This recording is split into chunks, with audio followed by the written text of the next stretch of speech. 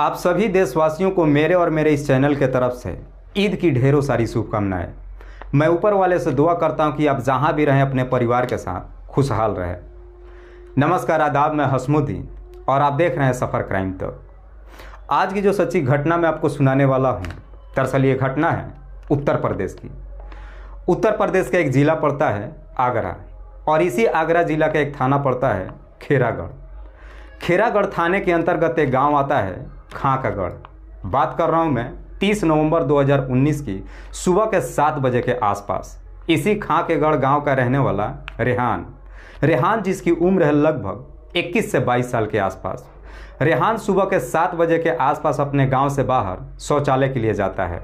दरअसल गांव से बाहर थोड़ी ही दूरी पे एक सरकारी स्कूल बना है, जहां पे पुराना स्कूल खंडहर में तब्दील हो चुका है। रेहान जब खंडहर स्कूल के तरफ से होकर के शौचालय के लिए जाता है तो देखता है कि खंडहर स्कूल के एक कमरे में एक लड़की की डेड बॉडी पड़ा है। रेहान जैसे ही डेड बॉडी को देखता है उसके पैरों तले ज़मीन खिसक जाती है। रेहान इतना काफ़ी डर जाता है कि वहाँ से भागते दौड़ते वापस अपने गांव में आता है और इस बात की जानकारी गांव के कुछ लोगों को देता है। देखते ही देखते ये खबर पूरे गांव में जंगल की आग की तरह फैल जाती है। जितने लोगों को सूचना मिलता है लोग भागते दौड़ते घटनास्थल पर पहुँचते हैं।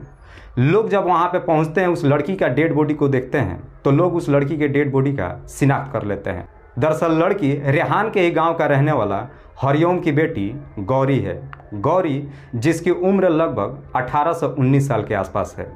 लोग तुरंत ही इस बात की सूचना हरिओम को देते हैं।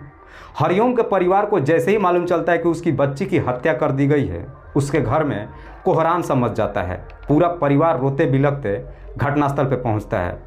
तभी उन्हीं में से एक व्यक्ति इस बात की सूचना नज़दीकी थाने में दे देता है। लेकिन थाने में खबर होने के बावजूद भी लगभग 1 घंटे के बाद पुलिस अपने टीम के साथ घटनास्थल पर पहुंचती है।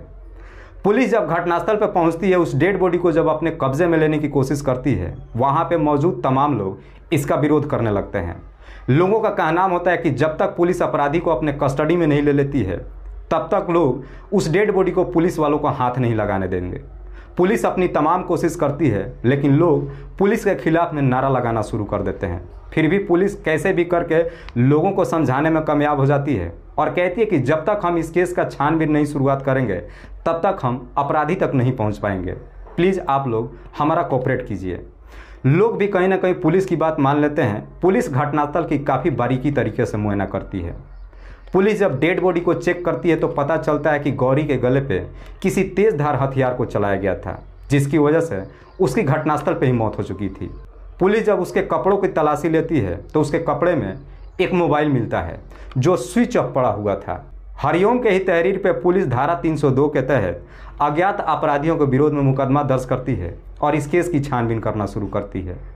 पुलिस इस केस की छानबीन करने के लिए सबसे पहले गौरी के पिता हरिओम से पूछताछ करती है कि क्या तुम्हें किसी पे शक है या फिर तुम्हारी किसी के साथ में कोई दुश्मनी है।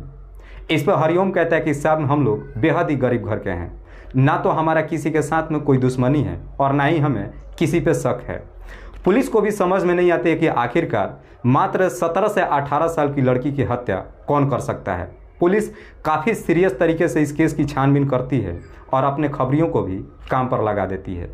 पुलिस इस केस की छानबीन करने के लिए सबसे पहले उस मोबाइल नंबर का सीडीआर निकालती है जो मोबाइल गौरी के कपड़ों में मिला था। पुलिस जब उस नंबर का सीडीआर निकालती है तो मालूम चलता है कि उसमें 3 ऐसे नंबर है जिस पे पुलिस वालों को शक चला जाता है। पुलिस जब उस तीनों नंबर का डिटेल्स निकालती है तो मालूम चलता है कि वो तीनों नंबर उन्हीं के गाँव के लड़कों के नाम पर रजिस्टर्ड है। पुलिस उन तीनों लड़कों को अपने कस्टडी में लेकर आती है और फिर गौरी की हत्या के बारे में पूछताछ करती है। तीनों के तीनों ये एक्सेप्ट तो कर लेते हैं कि साहब हम गौरी से बातचीत करते थे, लेकिन तीनों के तीनों अपने जीत पे उतर जाते हैं कि साहब हमने गौरी की हत्या नहीं किया है। लेकिन उसी सीडीआर में एक ऐसा नंबर मिलता है जिस पे गौरी पिछले कई महीनों से लगातार बातचीत कर रही थी। पुलिस जब उस नंबर का डिटेल्स निकालती है तो मालूम चलता है कि वो नंबर किसी हेत सिंह तोमर के नाम पर रजिस्टर्ड है। ये हेत सिंह तोमर मध्य प्रदेश मुरैना के छिछावली गांव का रहने वाला है। पुलिस इस केस की छानबीन करने के लिए अपनी टीम को लेकर मध्य प्रदेश के मुरैना हेत सिंह के घर पे जाती है तो मालूम चलता है कि हेत सिंह घर छोड़ करके फरार हो चुका है। पुलिस जब उसके घर वालों से पूछताछ करती है तो घर वाले कहते हैं कि साहब 2 दिन पहले हेत सिंह घर तो आया था, लेकिन घर वालों को बिना कुछ बताए न जाने कहाँ चला गया। पुलिस गौरी की हत्या के बारे में हेत सिंह के पिता से सब कुछ बता देती है और उसके पिता से कहती है कि हेत सिंह जहाँ भी है उससे बोलो कि खेरागढ़ थाने में आकर के उपस्थित हो, और अगर तुम लोगों ने उसे बचाने की कोशिश किया तो तुम लोगों के लिए भी दिक्कत हो जाएगी। इतना ही बात कह करके पुलिस वापस अपने थाने चले आती है, लेकिन इधर हेत सिंह अपना मोबाइल बंद करके कहीं गायब हो जाता है।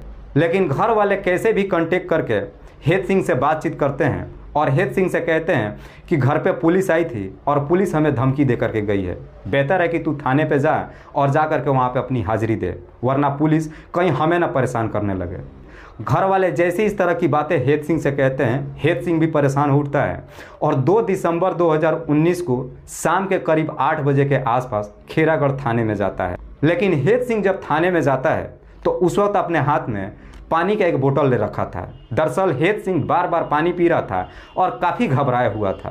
थाने में जब जाता है तो रोते बिलखते पुलिस वालों से कहता है कि साहब मैं बर्बाद हो चुका हूँ, दरअसल गौरी की हत्या मैंने ही किया है और मैं भी अब उसके बगैर नहीं रह सकता हूँ, इसीलिए मैंने भी जहर खा लिया है। हेत सिंह जैसी इस तरह की बातें कहता है, पुलिस वाले भी एकदम से घबरा जाते हैं। हेत सिंह से पूछताछ नहीं करते हैं बल्कि उसे उठा करके नज़दीकी हॉस्पिटल में लेकर जाते हैं। लेकिन हेत सिंह को जैसे ही नज़दीकी हॉस्पिटल में लेकर जाते हैं, हेत सिंह काफ़ी सीरियस हो जाता है। डॉक्टर जब हेत सिंह का हालात देखते हैं, पुलिस से कहते हैं कि हेत सिंह को किसी बढ़िया हॉस्पिटल में ले जाना होगा क्योंकि ये हमारे बस का नहीं है। पुलिस जब डॉक्टर से बातचीत करती है तो डॉक्टर हेत सिंह को एसएन मेडिकल कॉलेज में रेफर कर देते हैं। पुलिस हेत सिंह को लेकर एसएन मेडिकल कॉलेज के लिए रवाना हो जाती है, लेकिन रास्ते में ही पुलिस हेत सिंह से पूछताछ करने लगती है। रास्ते में ही हेत सिंह अपनी सारी सच्चाई कबूल कर लेता है और इस हत्या की पूरी कहानी भी बता देता है। लेकिन हेत सिंह जैसे ही मेडिकल कॉलेज में पहुंचता है, डॉक्टर जब उसका ट्रीटमेंट करते हैं, ट्रीटमेंट के दौरान ही हेत सिंह की भी मौत हो जाती है। हेत सिंह जो कि मध्य प्रदेश मुरैना के छिछावली गांव का रहने वाला है। हेत सिंह के पिता का नाम राजेश सिंह तोमर। राजेश सिंह के टोटल 3 बच्चे, जिसमें 2 बेटा और 1 बेटी। राजेश ने अपनी बेटी की शादी खांकेगढ़ गौरी के गांव में कर रखा है, इसीलिए हेत सिंह अक्सर अपनी बहन से मुलाकात करने के लिए उसके ससुराल भी आते जाते रहता है।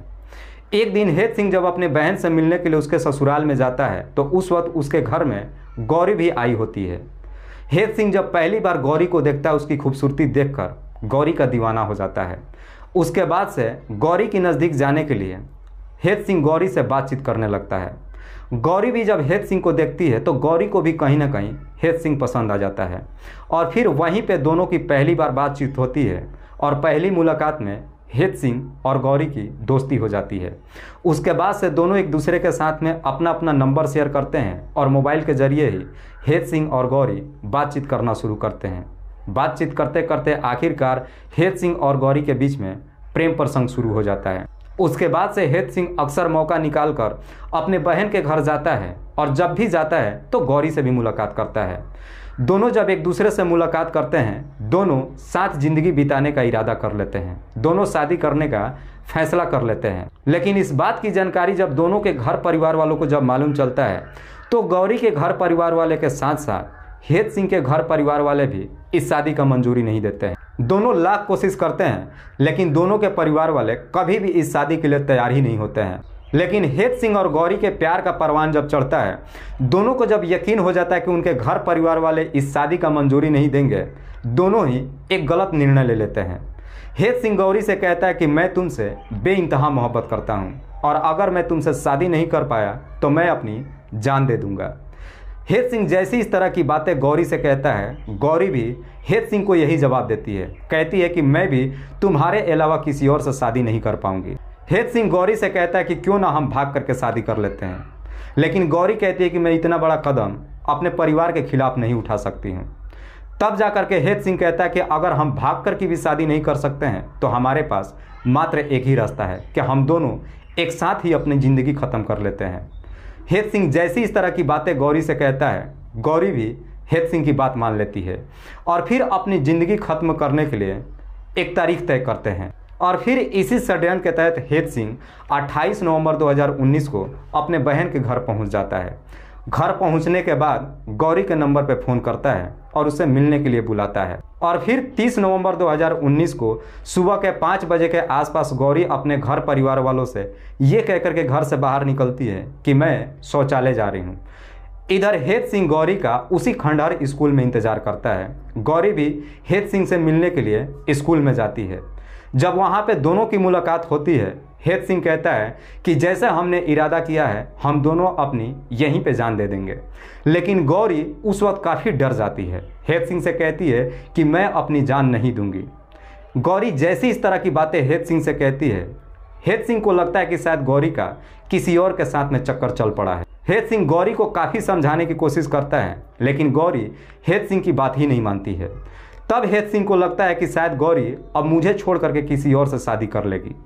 हेत सिंह को इतना बुरा लगता है कि जिसे मैं बेइंतहा मोहब्बत करता हूँ, गौरी मुझे छोड़ करके किसी और से शादी कर ही नहीं सकती है। इसीलिए हेत सिंह गुस्से में आ जाता है और गुस्से में ही अपने पास से एक तेज़ धार हथियार निकालता है और तुरंत ही गौरी के गले पे चला देता है, जिसकी वजह से गौरी की घटनास्थल पे ही मौत हो जाती है। उसके बाद से हेत सिंह मौके से फरार हो जाता है। लेकिन गौरी जब इस दुनिया को छोड़ के चली जाती है, तब हेत सिंह भी अपनी जान देने में काफ़ी डर महसूस करने लगता है। इसीलिए अब हेत सिंह अपनी जान बचाने के लिए जहाँ तहाँ भागने की कोशिश करने लगता है। लेकिन इधर पुलिस जैसे ही हेत सिंह के घर परिवार वालों पर दबाव देती है, हेत सिंह के परिवार वाले जब हेत सिंह से कांटेक्ट करते हैं, तब हेत सिंह पूरी सच्चाई अपने घर परिवार वालों से बताता है। घर परिवार वाले कहते हैं कि तुम्हें जहाँ भी जाना है तुम जाओ, लेकिन हमारी ज़िंदगी बख्श दो। तुम्हारे पास मात्र एक ही रास्ता है, या तो तुम अपने आप को पुलिस के हवाले कर दो या फिर तुम खुद ही अपनी ज़िंदगी ख़त्म कर दो। घर वाले जैसे इस तरह की बातें हेत सिंह से कहते हैं, अब हेत सिंह को भी लगता है कि शायद मेरी ज़िंदगी बुरी तरीके से उजड़ चुकी है। हेत सिंह थाने तो जाता है, लेकिन थाने पहुंचने से पहले ही रास्ते में ही जहर खरीद लेता है और थाने के सामने जा करके उस जहर को खा लेता है। और खाने के बाद तब थाने में जाता है और पुलिस वालों से कहता है कि मैंने ही गौरी की हत्या किया है और मैं अपनी भी ज़िंदगी ख़त्म करने के लिए जहर खा लिया है। हेत सिंह की भी जब हॉस्पिटल में मौत हो जाती है, पुलिस उसकी डेड बॉडी को उसके परिवार वालों के हवाले कर देती है। फिलहाल हेत सिंह के घर परिवार वाले भी हेत सिंह की अंतिम संस्कार कर चुके हैं। दोस्तों, इस कहानी को सुनाने का उद्देश्य मुझे किसी को परेशान नहीं करना है, किसी को तकलीफ नहीं पहुंचाना है। बस आपको बताना है आप जहां भी रहें सुरक्षित रहें और अपनों का ख्याल रखें। तब तक के लिए जय हिंद, जय भारत।